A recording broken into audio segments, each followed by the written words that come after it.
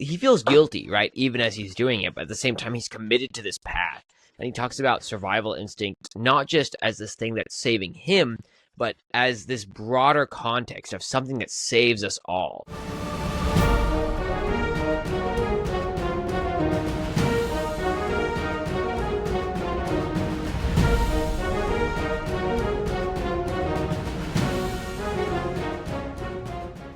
Hello, ladies and gentlemen. Welcome back to another episode of A Lost Plot, the podcast by storytellers for storytellers so that we can tell better stories ourselves. As always, I'm your host, Maverick, and today we have back with us two of our favorite co-hosts to review one of Christopher Nolan's finest works. That's right, we got Avalon and Andrew here to review Interstellar, the 2014 epic science fiction drama, which was written by Jonathan and Christopher Nolan, and directed by Christopher Nolan. So, getting it right off the bat, because we are coming up on the 10th anniversary of Interstellar.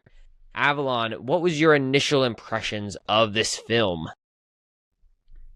Still holds up. Still has, it's a very tense movie. Christopher Nolan is really good at pacing and, raising the stakes, I'll say, in most of his movies. So this is no exception. I do have qualms now about the ending, but, I mean, we'll get into that in a minute. Sure. And like, as you see with Christopher Nolan, anytime you see one of his films, he's always trying to push the boundaries of what we experience and what is being told in the storytelling genre, especially after he went on with his Batman films. A lot of his other films are really testing some form or another in a really interesting fashion. So, in that, you will get some interesting critiques for sure, which is what we'll get into today. But, Andrew, what was your initial impression of Interstellar? This is a movie about the resilience of the human spirit and human nature as a whole. And you get that explored through various characters, and I think every single side character in this film has a good way of expressing that idea of human resilience as opposed to, say, the base instincts of human nature throughout the film. Yeah, absolutely. And that's honestly one of the most remarkable things about this film is it's very much into that scientific niche. Let's explore obscure scientific ideas or out there scientific ideas, but then let's ground them in these conflicts, which are very much based in human nature and the struggles of an everyday mankind issue. So I definitely appreciated the take that you have in this because it does very well at trying to balance approaching a complex issue in a way that we can relate to as everyday audiences. So very, very masterful. This is definitely one of Nolan's masterful works, I would say, in regards to his anthology of Nolan films. This one is one of those high-reaching ones, and there's a reason for that. But even within that, there's room for critiques. So we'll get into that today. But before we do, if you haven't watched Interstellar, first off, I'd recommend you just do it because what are you doing with your life? It's been a decade, and it deserves your attention. So do that. But if you're still pushing forward, Avalon, you want to give everyone a 30-second summary of what Interstellar is about. So, Interstellar is about a future where the Earth is becoming uninhabitable, and mankind is slowly dying off. So there is almost this pressure from a team of NASA scientists to try to find a habitable world or a way to save humanity, to find a way for them to survive either on another planet or in another way. So that's what the movie's about. And also, the main character, Joseph Cooper, he's trying to find a home for humanity so he can get back to his daughter. Correct. Now, every time we do this podcast, we have the 9-point rating system to review what we think of each of these films. So, Andrew, based off of the 9 points, what did you give this film? I gave it an 8.2. Nice. Okay, pretty high. Avalon, what did you get? I gave it a 6.25. Okay, an 8.2, a 6.2, and your boy coming in right in the middle with a 7.1. Let's go. All right. We have okay, so first off, let's just say a 6.2 is an excellent rating, an 8.2 is a very excellent rating, and a 7.1 is also an excellent rating. So this is overall a well-rated film. However, there is some disparity between how great of a film we think this is. That's what we're getting into today, so stay tuned. Andrew, what are your thoughts on the opening of this film? So I talk a lot about the show don't tell aspects of this of movies. Mm-hmm. And with Interstellar, I think it's no different. I think a big thing with Interstellar, though, is that they are able to get away with telling and not showing, but they do it in a very creative way. And that's that at the beginning of the movie, they have this sort of video recording of interviews with people that lived through this almost Dust Bowl-esque type world, this post-apocalyptic world.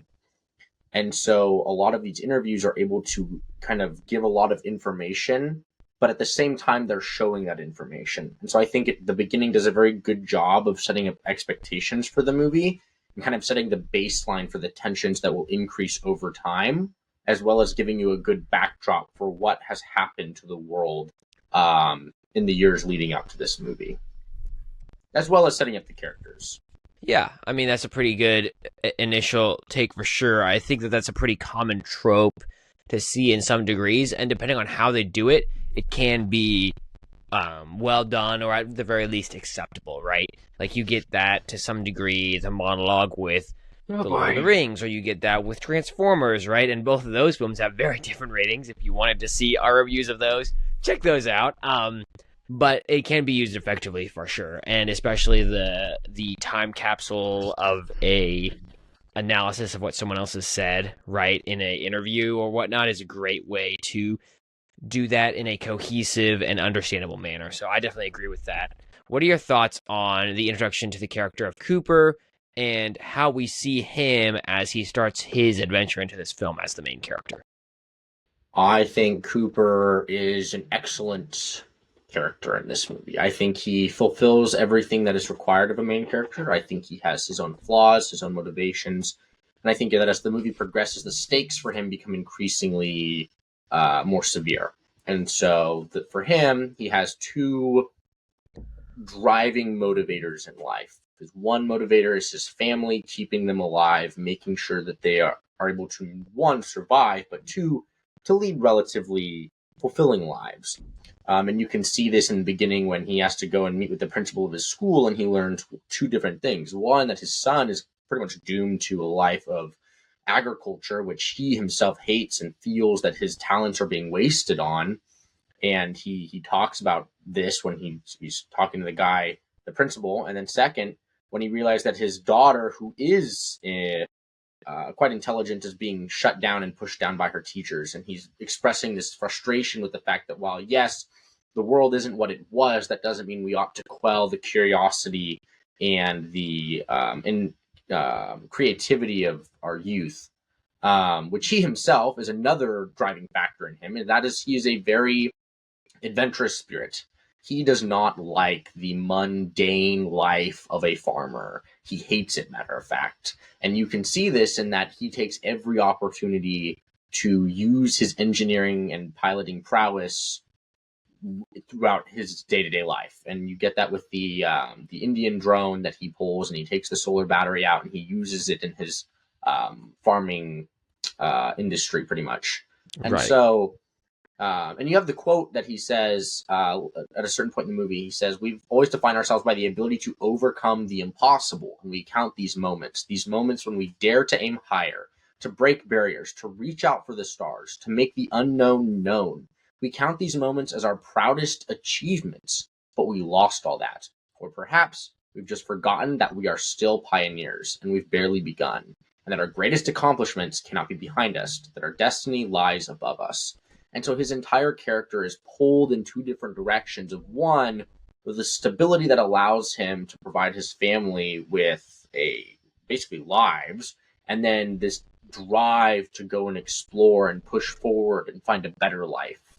Yeah, and that's pretty important, especially because I think in the case of Cooper, it really pushes forward into not just his frustration, right, with society and all of these things going on and his desire to explore, Beyond that, even just seeing what kind of future am I leaving to my children, right?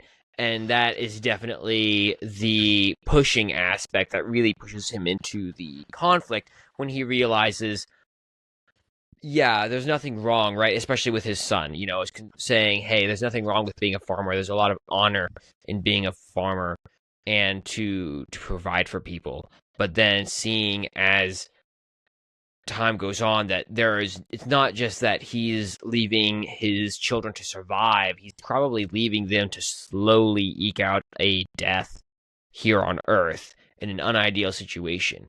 And that's really what he struggles with, seeing that and having to make those decisions to be involved in the conflict that pushes him into the plot. So it's definitely a nuanced approach, right? There's multiple facets of something being explored here and multiple reasons for him to be engaged. And that speaks more to this film specifically compared to some of the other ones, right? Where you see, not just with Cooper, but with a lot of the characters, very nuanced, faceted individuals who have different sides to them and various reasons for doing the things they do and for progressing in the way that they do throughout this film.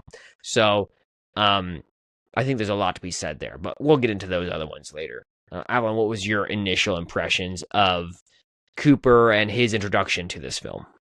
He's sort of a stubborn individual where he goes his own way and doesn't go with the flow of everyone else. He's a fairly well developed character. I'm not sure if he's flawed. That was the only part of his character I wasn't completely sure if he has a flaw. I'm not sure what it is. It's a very light flaw, if anything. I mean, maybe you say it's a stubbornness, but I don't know if you count that as a flaw too much because some people are just stubborn. So it just depends on your interpretation of that, I guess. Well, yeah, and I don't know if you want me to challenge that aspect now, because I was thinking about that a lot when I first watched this film. And I do think there's a serious flaw here, but us as audience see it as understandable. And the flaw is what kind of father he is. In that you see that he has to make a very difficult decision very early on in this film. Is he going to stay and be a good father to his children? Or is he going to sacrifice the responsibility of being there for his children for the sake of hopefully being able to provide them with a better future? And he chooses the latter because in the long term, that's what's most beneficial for them. But at the same time, he gives up a responsibility of being there for them as their father. And I think that is a big issue in this film, and him struggling through that and figuring out what that even means is a core point for him as he progresses through this film. Now, is it understandable why he did that? Yes, 100%, because you're looking at the two terrible options and he has to make a decision that's terrible. But at the same time, it doesn't mean that his decision comes without fault. And the other characters in this film clearly see that because they are very jaded and upset with him for the decision he made. And I don't know. I could see the point you're making, but I'm not sure that constitutes a major flaw regardless. I mean, because in either way, it's still his responsibility to take care of his family, to try to look out for them. And arguably, him going to find a home for humanity is him fulfilling his responsibility as a father, looking to the future.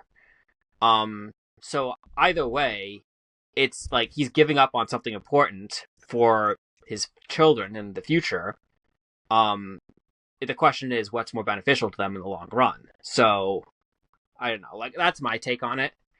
I don't see either one as a hugely major flaw. So sure. Well, and I think as a comparison, right, the idea with the everyday man is that a lot of men who are fathers deal to some degree with the same issue, where they have children and they need to provide for them, and they feel the pressure to sacrifice a lot of time and energy to be successful, at their work so that their children can have a better life. And that comes at a sacrifice sometimes where the children feel that they aren't heard or aren't understood. And there's many, many stories of that happening in everyday culture. So it's not necessarily an uncommon issue to see and to see how that sacrifice is made. Now, granted, he is in a extreme situation with a huge world at stake based on the decision he makes. So it's no small potatoes that we're dealing with here. But at the same time, I do think that that grounds it in a very real struggle and reality for the everyday man. And I do think that it's not a small issue or small flaw, especially going back to the everyday man having to make that decision. But that's definitely fine to make it as a point of disagreement. But that's generally my perspective. Andrew, I don't know if you have any thoughts on that. When I think of Cooper's character, I think a lot about how do you write a character who is a moral character who always wants to do the right thing, right? How do you write the Superman in a compelling way? How do you write the Flash in a compelling way? How do you write the Obi-Wan Kenobi characters in a compelling way? These characters who always choose to do the right thing. And the answer is you give them the impossible choice. That is how you make these characters compelling. You give them the decision where neither outcome is the desirable outcome, but one of them has to be chosen. And in the case of Cooper, the decision is, one, abandon your children. And I think that the scene where he has to leave his daughter is probably one of the more compelling scenes in the movie, because when you think about that, it's like, this is a man who loves his daughter, and he has to abandon her for who knows how long.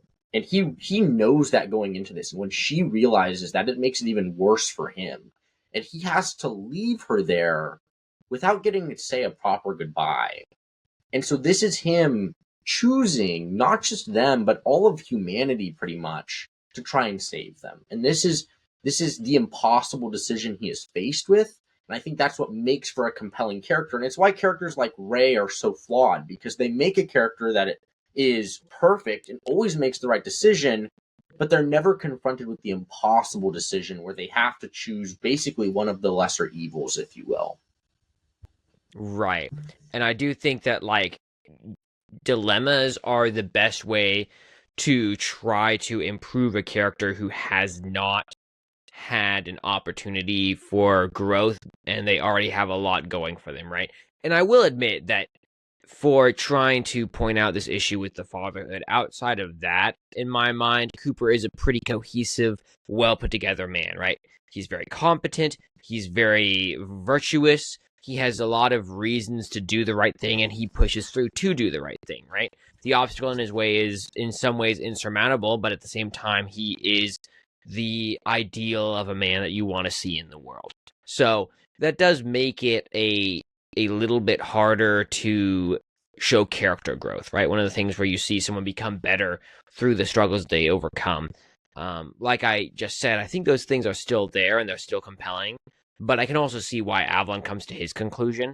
And some people make the point in the world of storytelling, right, that when you have the issue of someone who's completely put together, who doesn't have flaws, right, the only development they can have beyond that is full sacrifice, right?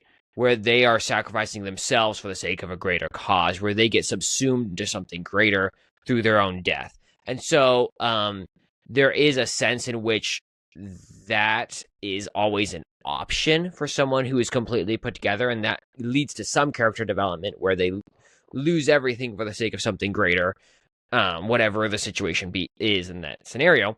But that is pretty much all you have left if you have a character who's without flaws, unless you can put them in very compelling dilemmas like Andrew was just stating.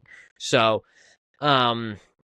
yeah, and we'll get more into what exactly those look like as we go on. But what is your guys' thoughts on his interactions with the villain of this story? Because the villain is not a stereotypical mono enemy. What were your thoughts, Avalon? Does this movie even have a villain in a way? I mean, I would almost argue that this movie's villain is nature itself, where it's like they're just trying to survive. Like, so, I mean, there's not really a flesh and blood like antagonist per se, so much as it is like them struggling against the forces of nature and how like the deterioration of the Earth and the vastness of the cosmos, and trying to like, because it's just like what Cooper is struggling against is finding an adequate home for humanity while also like trying to fight against the distance between him and his daughter. In storytelling, and I've talked to others about this. I think there are three types of stories you can tell when it comes to conflict. There's man versus man, man versus God, and man versus nature. I think this is a story of primarily man versus nature, but also a story of man versus man. And you get the man versus man in different ways. You have man battling the inner man himself, the base instincts that he has, and you get that very much explored in the character of Dr. Mann, played by Damon. But you also get the man versus other men, which is the conflict between, say, Cooper and the character of Dr. Mann. You also have the conflict of the man's inner battles with like the character of Professor Brandon lying that he even had a conceptual way of getting humanity off of Earth to begin with. But I think in terms of villains, we will often think of a villain in terms of like a character. And I think a villain isn't necessarily necessary to make a good story. It is a hindrance to the goals of the protagonist. And in this story, we definitely have some major hindrances to those goals. As we've all laid out. There's multiple. The primary one probably is the man versus nature scenario, right? And that's it. One of the things I was just thinking, even in a broader context with Christopher Nolan, is how he is very good at taking the situation at hand and having the situation be an enemy, right? In this case, it's the biggest enemy, right? So the world is dying and it's killing everything in its path, and they need to find a new world to live on. And at the same time, there is insurmountable obstacles with going into space and finding a new world.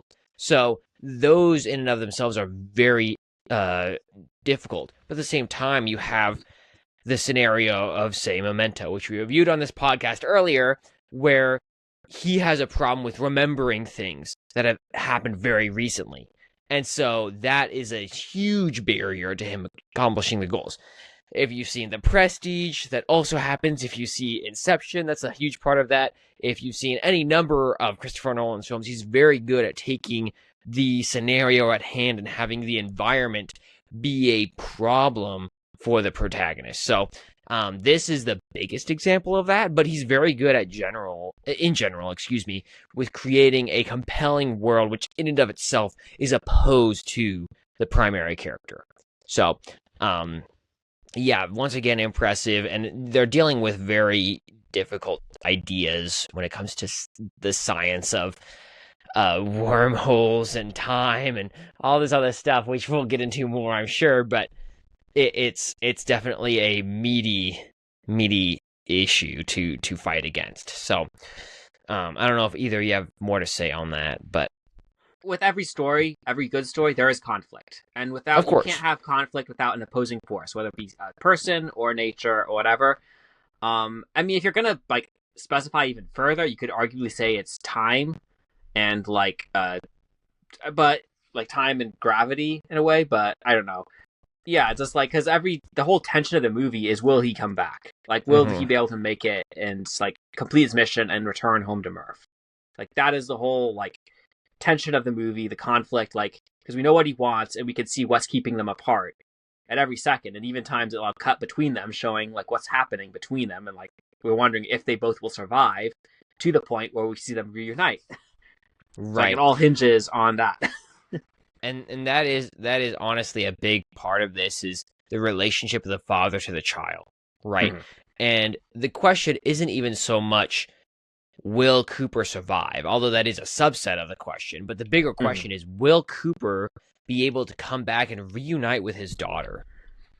And that is the biggest question of the film, as you see portrayed in her doubts, in his doubts, in him, even from the first planet they go to, right? They go to the first planet and time goes very differently there. They go down and, within an hour they're gone, but they go back upstairs into the world or into outer space and they realize they've missed 20 some odd years.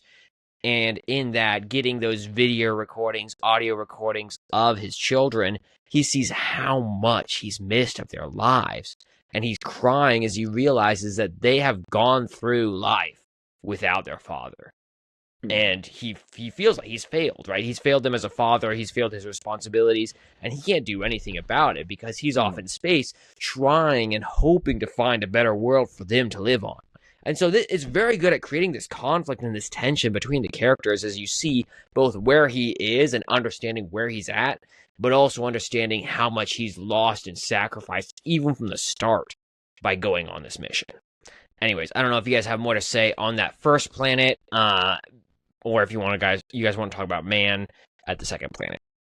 I mean, that's not really much to talk about the first planet, except that's clearly nature or whatever. But I mean, as far as Mann goes, he's an interesting character, and you can understand what drove him to that point where it's like he realizes he's not going to succeed his mission there, so he's like trying to get off the planet, and also it's almost like the human need for connection, and he's like doesn't have any, so he lies, and he like sends a beacon out or whatever, a message, so people come to him just to regain that connection.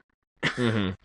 So, well, in the hope that he might actually survive and get out of this, right? mm-hmm. Yeah. Andrew, what are your thoughts? I don't know if you have any on him, but I'm sure you had at least something. I think this movie asks the question of what is human nature, but I think it even goes a little deeper in that. And it asks, what does it mean to be human? Kind of like the question, what is a woman? Except this time we're asking the question, what does it mean to be human?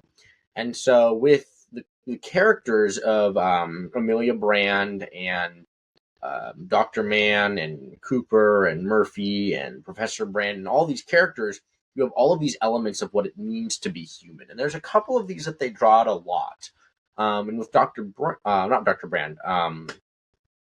Mann, you get the element of connection. To be human means to crave that intimacy, not necessarily on like a romantic level, but that connection with another human being.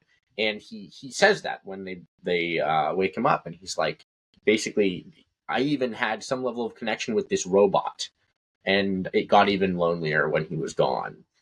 And he just lost all hope because he didn't have that connection. And that's why he doesn't set a wake-up date for himself. He just broadcasts the signal. Basically, to him, it's just an SOS. It's like, someone come please wake me up. And it's literally him being brought back from the dead, as he says. And he kind of makes the joke about like the Lazarus missions. And it's like he's literally being revived. Mm-hmm. And then you also get the element of like base human nature can be extremely selfish. And to Dr. Mann, he doesn't care about the human race anymore. That is no longer his mission. And up until that point in the movie, he'd been built up as like this almost Harvey Dent type character, this character who had great morals and was the strongest soldier of humanity. Like, he was not going to fail. And yet this man was driven to the point of, I do not care about any of you, to the point where I will strand you here, I will blow one of you up, I will abandon everything, I will ruin our only chance at survival as a species to regain that human connection, to survive. Right. And so I think as a side character, I think he's done very, very well. I think he's very compelling, and I think he has his own motivations and goals that are justified in the movie. Right. Well, and if you listen to his monologue and his dialogue with Cooper, he talks about how the survival instinct, he feels guilty, right? Even as he's doing it, but at the same time, he's committed to this path. And he talks about survival instinct, not just as this thing that's saving him, but as this broader context of something that saves us all. And then he starts to quote the phrase that's been thrown around in the entire movie, the whole poem about do not go gentle into that good night, right?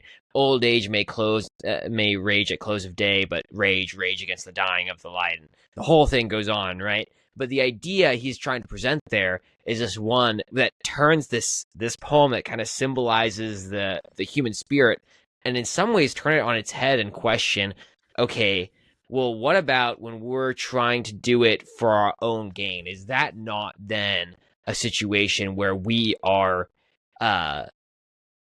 doing it for good because we are doing it to save ourselves, which in turn then saves humanity because individual instinct then serves the broader cause if we all do it collectively. I almost feel like it's interesting because this is the common idea that's presented by almost like capitalist ideas, right? The idea that everyone serves themselves, and if everyone serves themselves, we will achieve a common end, which will be the flourishing of society. But in this case, this guy's clearly selfish, and this is not capitalism. It's obviously a survival situation, so it's not exactly the same, but it's interesting to see how that type of mentality and how it plays out in this film. Well, in that case, okay, well, now that you brought that up, I mean, the case of capitalism, what you're having in this situation is selfish individuals who recognize that to get what they want, they should serve someone else. Like, they're being selfish still, but they're, in a way, providing something of value to someone else. So it's like a forced, like, it's selfish, but it's like forced, like a forced way of serving others. Like forcing selfishness to benefit others. So through some kind of gain. In the case of this, like, it is literally just about survival, where it's like, Right. there is like no benefit to man because he is a selfish individual to help anyone else. So he is not trying to so like, yeah, he is going to strand them because at his base core, he doesn't actually truly care about other people. He only cares about himself, and what he's gone through. And in fact, he even hypes himself up at that one moment in the movie where it's like, you haven't suffered as I have suffered, is what he says. Mm-hmm. So regardless of whether it's true or not, he's hyping himself up, saying like, oh, I went through so much. So, but in the case of Cooper and the other characters, is like, there's actually an intentionality between trying to save humanity. There is a sort of a selflessness where it's like, okay, we want to help others. We want to save our families, to save the people we know back home. We don't want to just abandon them to the darkness and to extinction. What are your guys' thoughts on the ending of the movie for Cooper as he comes to this realization of the black hole and then this cube Tesseract thing and interacting with his daughter and all of the things that lead to a conclusion in this film? So this time around watching it, I now have a qualm with this only because only a very base explanation is given for why that happens. Like the whole cube, like interacting with time and everything. Like the whole means of its existence is kind of it's a very weak explanation, and not a lot of like thought was made into its creation. In a way, it feels like an excuse for a Deus Ex Machina, where it's like, oh, we're just going to solve the plot through this complicated this thing that just happens to exist here all of a sudden. So it's like, on a certain level, that irks me because it's like, okay, that's not good storytelling because he doesn't figure, like, on a certain level, the course of a story, the character is not then figuring out the solution on his own. He doesn't struggle to achieve the end. He's given the helping hand to achieve the end. So that does, and while that's not wrong, I mean, I'll still say the movie is still good, and there's like a lot of things going for a lot of parts of this whole movie. The ending does feel weaker to me now that I realize that, now that I was thinking about it. And perhaps maybe even a little bit does devalue, just like, it just devalues the ending just a tad, where it's like, okay, it's not as, because it's no longer just him like struggling to survive to get back to his daughter at the end. It's like he had help along the way. Yeah, they just dropped something out of this space, more or less, that was future beings providing what he needed so that he could provide what he needed to his daughter. Interesting. I mean, it does tie some things up. Like, it gives explanation for how he got the code to the coordinates to the base, how his daughter gets the information from the black hole and other stuff. Like, it does tie some ends up, but the existence of the cube is problematic to begin with. So Andrew, do you have any rebuttal to that or any concerns surrounding that as well? Couple of things. One, I actually very much like the ending. And there's a couple of reasons for that. One, I think the idea that Cooper needs to be the one to solve the problems is one that I would inherently disagree with on a fundamental level. And the reason why is that another thing that, and we haven't really talked about this, another thing that Cooper struggles with is that he has to be the one to solve everyone's problems. It's why he leaves in the first place, because he feels convinced that he is the one. And he tells his daughter, they chose me. I am the only one who can successfully accomplish this mission.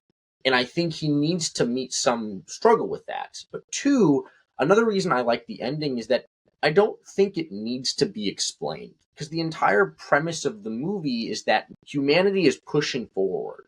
Humanity will always push forward. We will always advance. And that's kind of the theme they're going for, is that the fighting spirit of humanity cannot be quenched. The need, the just innate driving force to survive, no matter the odds, is so strong that no matter what the world or other men throw at us, we will survive. And so the end is kind of what it's doing, is it's showing a glimpse at what humanity can accomplish for Cooper. It's not that he needs to understand it. To him, it's just magic. He doesn't know what it is. All he knows is that gravity can transcend time. Like it is this dimension that is outside of time, and thus he can use it to communicate. And I will agree, sometimes there are problems when movies don't give enough of an explanation, and then there's other problems when movies give too much of an explanation. And the thing is, I think for a movie of this nature, I am happy with where Nolan left it. He didn't give us too little of an explanation to where the audience is just going, what the actual heck just happened? But he gives us just enough to where the audience is like, okay, we don't truly understand the nature of this, but neither does Cooper. And when you think about it, you're watching the movie from Cooper's perspective, and he doesn't get to see what humanity accomplishes. And so this helping hand for him, one, serves the purpose of showing Cooper that he can't solve all of the world's problems. And up until that point in the movie, he had solved every problem that had been thrown at him. He'd solved the problem of Dr. Mann. He'd solved the problem of the ship getting waterlogged. He'd solved the problem in his own mind by leaving his family behind on Earth to go and explore the universe to find the solution for the crisis that was threatening the entirety of the human race. He had yet to meet a problem he could not solve. And so in letting go, in that moment when he is attached to the ship with Dr. Brand, he is letting go of the need to solve everyone's problems. He is telling her, in letting go, I am trusting you with the rest of this mission. You are the hope for humanity. I am not that person. That isn't what I need to be. And so for him, that to me showed character growth on his part, because he wasn't insisting on being that person anymore. Whereas at the beginning of the movie, his insistence on being that person is what cost his kids a father. And you even have that dialogue at the beginning where he asks Professor Brand, you didn't know I existed until like an hour ago. You were going to do this mission anyways. And so it kind of gives the connotation that he wasn't actually essential to this mission. He didn't have to leave. But his belief that he was the only one that could do this and save humanity is what drove him to make that mistake. And he realizes that in the end when he's talking to his daughter and he's screaming at the top of his lungs in this Tesseract to tell her, don't let him go. He doesn't have to leave. Don't let him leave you. And so I think that the ending for me is very fulfilling, because you get the completion of Cooper's arc. You get enough of an explanation. You get a succinct close to the end of the movie. You wrap up all of the loopholes, and then you get the end, or the epilogue, if you will, where he gets to finally interact with his daughter again. And granted, he lost, 80 years, 90 years with her, but at least he's able to say goodbye. And then now it is his job to go and help humanity survive again and to tackle this, but with the realization that he's not doing it alone. Right. I mean, so two different things are going on there. For one, I personally agree with your analysis of Cooper's arc. right? And which is why I love his arc as a character in this film, and I think that the character growth aspect that you just analyzed is 100% correct, right? Cooper is a great character, and his character growth is a pivotal part of this film, which is why it's interesting, going back to what we said at the beginning, that even though this is a very scientific film, it's grounded in the struggles of the everyday man and the issues that they have to deal with in their day-to-day lives, and him having to overcome this and realizing that no, he didn't have to make that sacrifice, and how much he really sacrificed for this that was unnecessary is great. But going back to what Avalon was saying, I think is more critical to the Tesseract thing itself, right? And the issue with that is not so much that he used it, it's that how did this thing come to be there to begin with?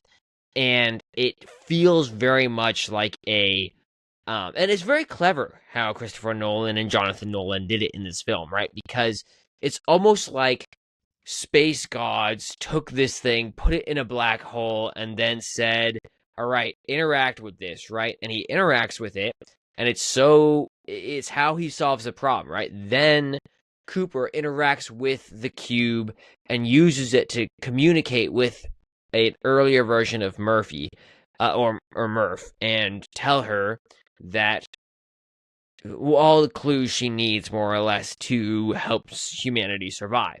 So it definitely is still the protagonist taking the actions that are needed to solve this problem.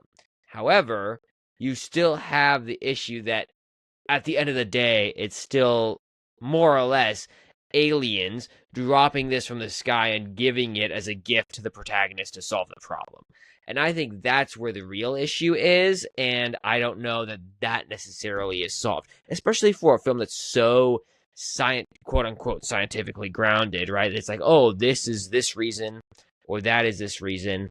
At the end of the day, that's why this film is so interesting, is that it has all of these scientific things about it, right? It has this idea that, oh, this is how black holes work. Oh, this is how other aspects of the universe work, right? And it has all these different aspects of the universe and how they fit together. And then you come to the pivotal part of the film where it's like, how does he interact with his daughter?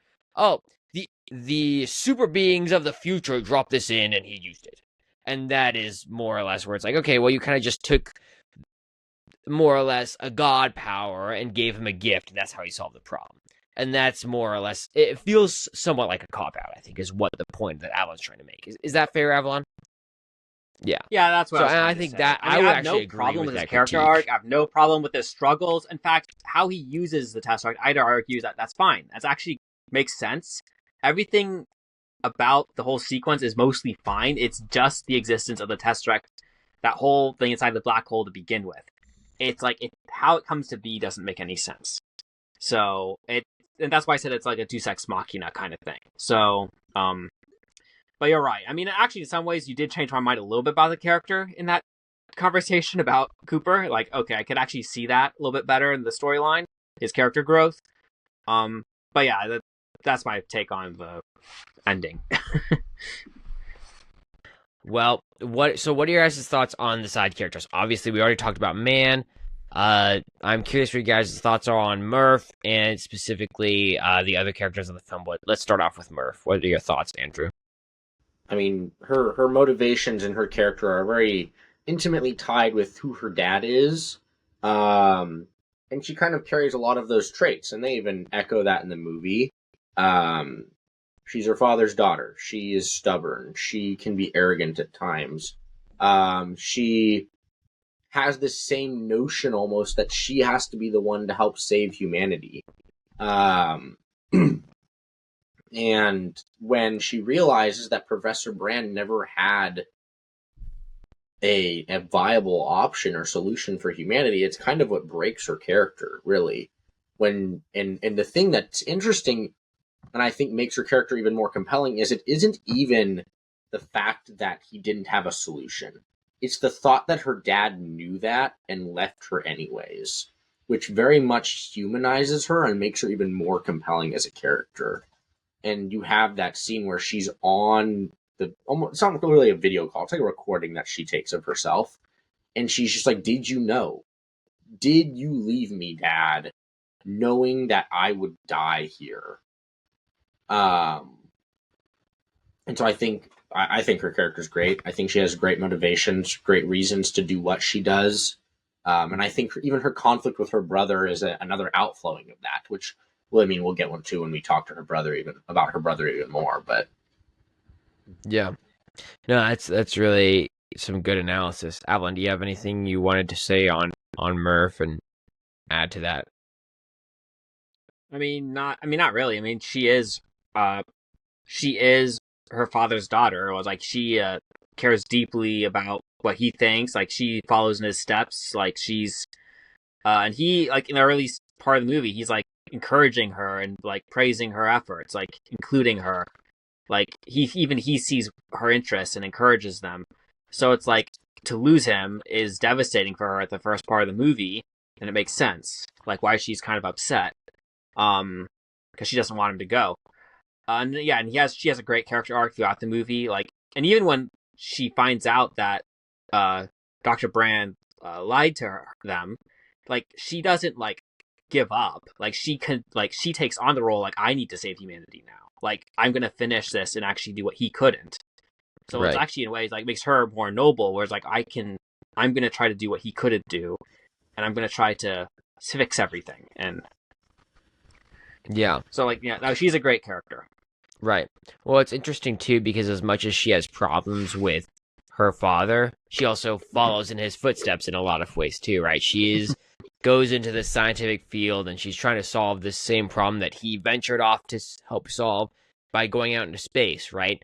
And you also have the other issues with yeah, I mean, the only other thing I will add, honestly, for her character, which I thought was interesting, which is related to her brother, is how she has a lot of anger on the outset with her father, even though she understands why he left. At the same time, she doesn't think he made the right decision. But later on, you see her get onto these recordings and have these conversations, these one-way conversations with Cooper, where she's asking some of these questions, right?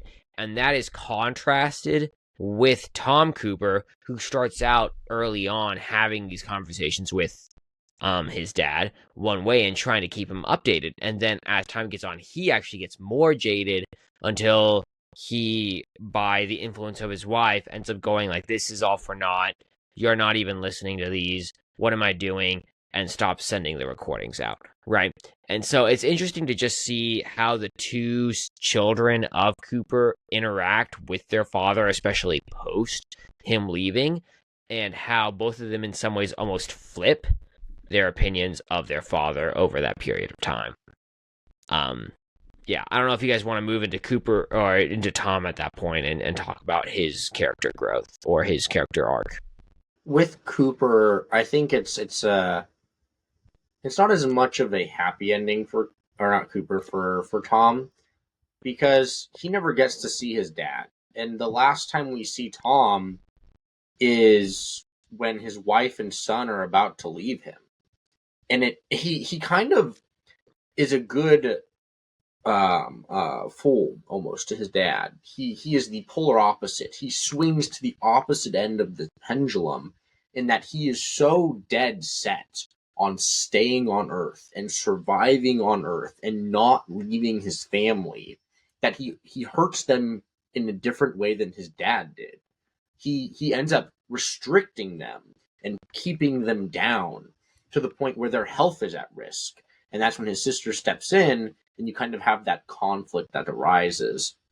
And like I'm sure Tom lived at least to see the fruits of his sister's labor and what his dad's work bore, but he never gets to see his dad again, and his dad never, for all we know, never gets to see a recording again. And the last time his dad hears from his son is this hopelessness, this "you're gone.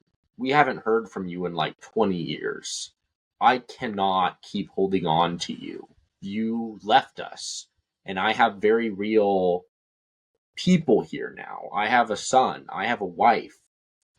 Grandpa's gone. My firstborn is gone. I can't keep holding on to this person that left me 20 years ago while I'm currently losing the people that are here right now. And so his story in the movie, I think, is probably the most tragic, honestly, of all of the characters, because there's no real hope that's really conveyed through his character. His character is kind of meant to represent, in my mind, the average human that's living on Earth. His character is meant to represent what it is that Murphy and Cooper are fighting for throughout this movie. The mission is to save this person who has lost all hope in life. They are just existing and trying to survive as long as possible. And in a way, it's almost an irrational response where it's almost like even when he sees his son and wife are sick, clearly they need help. And he's like, you can't stay here. This is not going to help them. And he's like, no, we're staying here. And it's almost like a response to the fact that their dad left. He's like, I'm staying here when he left. Like somehow that makes things better when really it doesn't. Right. He makes an irrational decision because of some emotional experience he's had in the past rather than being logical about the situation at hand. Yeah. And 100%.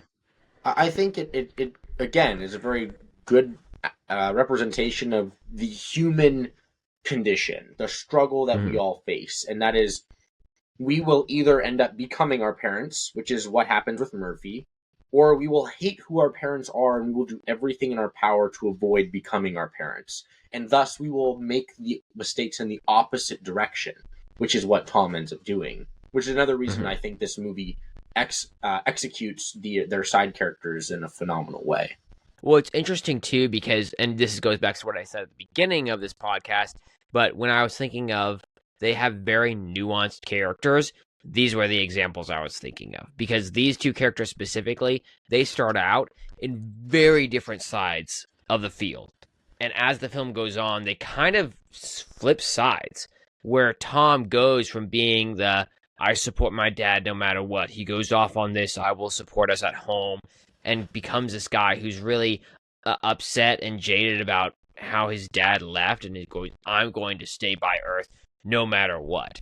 And you have Murphy, who starts out with very upset that her father left, and now she has come to his side and is trying to, in her own way, save humanity. So it's very interesting how they have that play out, but you see those emotions and those character developments flow very naturally for those characters. So a very excellent, nuanced view on especially the children, and they play that out phenomenally. What are your guys' thoughts before we get to, whatever. I mean, what are your guys' thoughts on Dr. Brand, Amelia Brand specifically, and then if her father, if you feel like that's appropriate, we can talk about him as well. Well, I'll just say about her father, I mean, there's not much to his character to begin with. I mean, he's like trying to spearhead this effort. And it's his formula that's on the line. I mean, as far as character development himself, we see that he cares about humanity, and we see that he lies directly to Cooper about Plan A, where it's like he convinces him to go, but it's clear that later on in the movie he didn't actually believe in Plan A and lied to him, that he was actually betting on Plan B the whole time. Right. So I mean, that's the most we really get out of his character, I'd say. There's not really much else to say. I mean, and then as far as the daughter, you said her name's Amelia? I believe so. Amelia, what is it, Brand? Now I'm questioning everything. Yeah, Brand. Dr. Amelia Brand. Name. Yes. Yeah, it's Amelia Brand. I was right. Yeah. What am I thinking? Okay. Like, I don't know. I had a brain part. I was like, oh, I don't know if that's her name. As far as her character goes, she's a developed character in her way. I'd say, like, when we find out about her, was her love for Edmund, the character we never see, but like we know there's another scientist on one of the planets. It makes for that interesting moment where it's like she's arguing for why they need to go to that planet, but then it comes out that she really likes the guy who went to that planet. So it's almost like it validates her like argument in a way that Mm-hmm. why they should go, and she even knows it, which is almost like it's interesting. Like when she realizes it's invalidating her own argument, she can't argue it anymore, and it's like, and also, and it makes her like her terseness with him later with Cooper, like it makes sense because like she's now the scientist again, where it's like no, we can keep going on, but she also can't help but Jai's like when we have to make you have to make that decision. I wonder what you'll do. Well, there are technically three side characters that I'm thinking of, and the grandpa's one of them. So I'll cover the grandpa quickly, just because I had a quick note on him, and then I'll get to the other two. The grandpa to me just symbolizes kind of the the man who has had his day. He's lived through a better world, and he isn't too worried about the future because this is it for him. And I mean, while it may not be the best representation, I think it's a nuanced character. He's not the same as any of the other side characters, but he has his own unique reasons for doing what he does. But he still cares enough about his kids and his grandkids to be present in their lives. And I mean, he raises Cooper's two kids. And now when it comes to Amelia Brand, I think her character does the most work to explore the idea of love as a concept in this movie, as a theme, which is another question of what does it mean to be human. And I think this movie answers that in one way by saying to be human is to love other people, to desire that connection, not on just a familial level or a friend level or a connection level, but on a romantic level, to desire that intimate romantic connection with one other person, with a partner. And she kind of has that. And she says, like, how can you love someone who's been dead? Because Cooper's basically saying it's illogical. I don't remember the exact dialogue, but they have this back and forth in the argument that Avalon referenced. And she says, how is that logical? He says, no, it isn't. It isn't logical to love someone who's been dead for 10 years. And she doesn't even know that this guy still exists. Now, I will be honest, this is probably, for me, where the movie did lose some points, because it wasn't, of all the themes in the movie, the theme of love, I think, wasn't explored in such a way that made cohesive sense. It seemed like they were trying to say there's like some secret power of love, like, ooh, voodoo magic, Little Mermaid. But I'm just like, okay, I see what you're going for, Nolan, but clearly you don't write romance movies. He just watched too much anime. And it's just, I mean, he gets, to me, everything else he gets almost pretty much spot on the head. Could he have probably done better here or there? Yes. But I think the thing is, with the theme of love, it just kind of feels almost forced at certain times. And I remember sitting there watching that scene going, like, what am I watching? I'm so confused. And while I, like, respect for the effort there, it doesn't mean that it was executed well. And so, Right. Yeah, this theme for me is probably where it lost the most points, which still isn't very much considering I'd given 8.2. Well, I would just say, as far as that goes, like it's clearly her argument to try to convince the rest of the team that why we need to go to that planet. I forget the name of the planet, but it's like she's like laying everything on the line, like giving whatever argument she can think of to why they should go to that planet, even like using her like love as a as an excuse almost, like trying to justify her arguments. So if you see it in that context, it makes a little bit more sense. But you're right. On its own, it doesn't make a whole lot of thematic sense. Well, Right. and I mean, I would get it if that was the only time it came up, but it comes up again in the end when Cooper is communicating with his daughter, and it's like, oh, the excuse should be gravity, but then he goes, but it's also my connection with my daughter and my love I have for her, and I'm like, what did you do, Nolan? Did you spend too much time at Disney Studios one week? Like, what are you doing? What is this?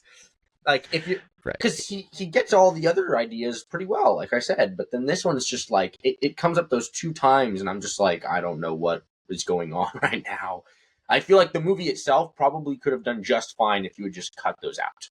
Like, you probably could have left Amelia Brand's argument in there and just had it explained away as this is her grasping at straws, and then cut out Cooper trying to justify or explain this away, saying it's the power of love.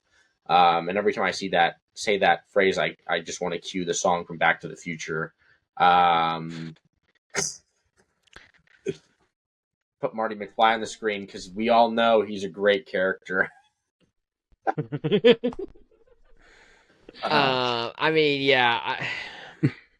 Your whole point, I think, especially on love, is interesting. I think it's definitely fair to say that it's confusing at the end in regards to love, but I think that that's also pointing to the issue with what Avalon said earlier on, is that they kind of just drop the Tesseract from the sky and say, oh, future beings just gave this to Cooper, and now he can just do everything he needs to solve everyone's problems. Shabing, shabang, shaboom. The film is all solved, and he goes, oh, the power of love allowed me to do this, whatever.